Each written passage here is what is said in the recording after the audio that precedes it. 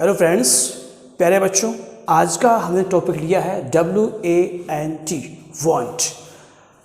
Wanted में से आप जानते हैं चाहता यानी चाहना।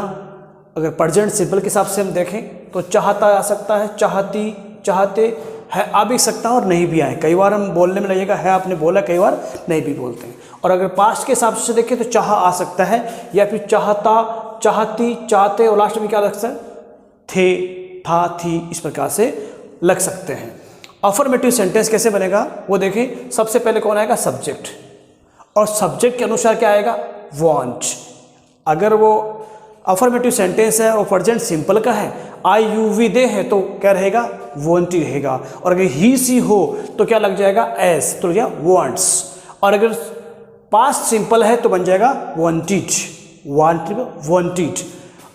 इन्फिनिटिव वर्ब क्या होता है देखें। सेंटेंस के अनुसार ग्रामर के साथ अगर हम बातचीत करें तो सेंटेंस में सब्जेक्ट आता है, उसके बाद वर्ब आता है, फिर आता है ऑब्जेक्ट।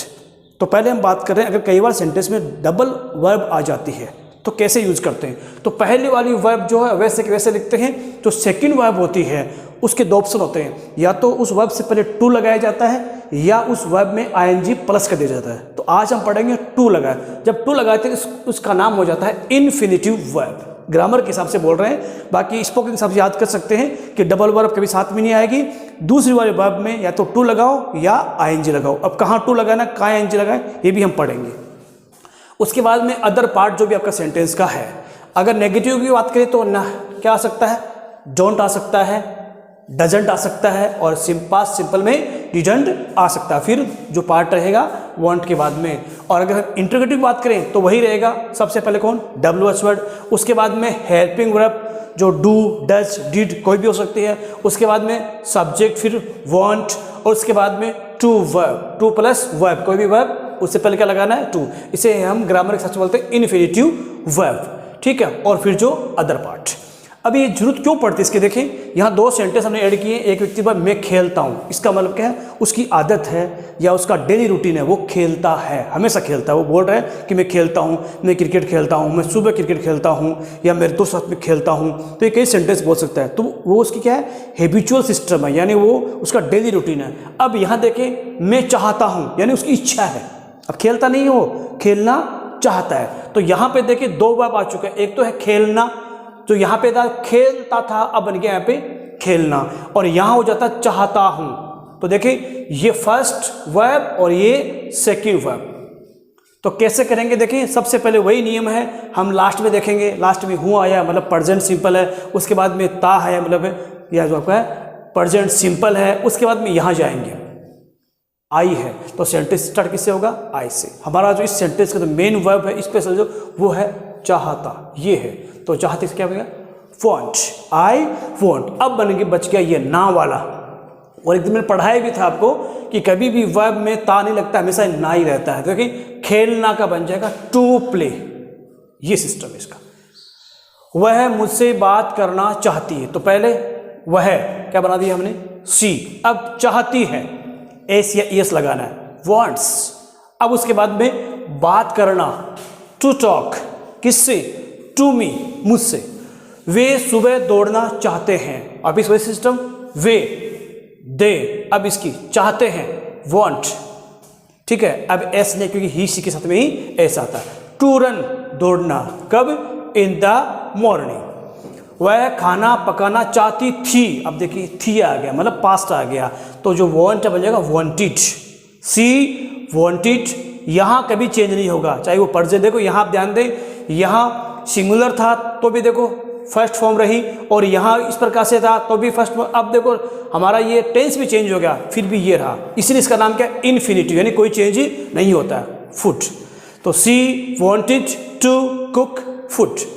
उसने कुछ कहना चाहा, अब क्या? चाहा आ गया, यानी आ का साउंड आ गया, पास्ट सिंपल हो गया। She wanted to say something.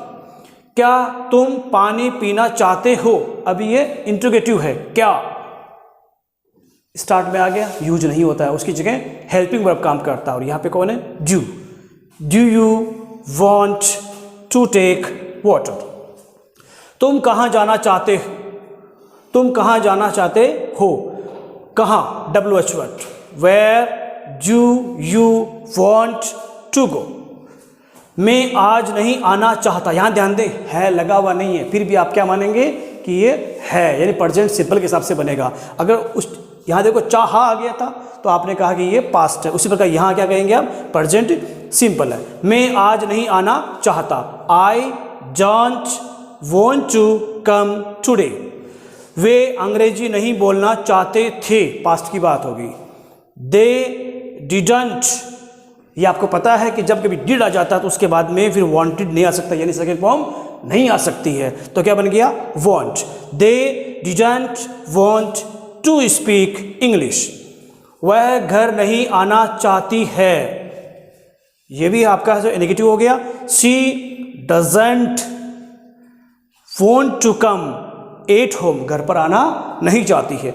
मैं आलोचना नहीं करना चाहता था, यानी कोई बात होगी कि आलोचना करना पड़ा आपको, तो आप बोल रहे मैं आलोचना करना नहीं चाहता था, तो देखें I didn't want to criticise, यानी आलोचना करना।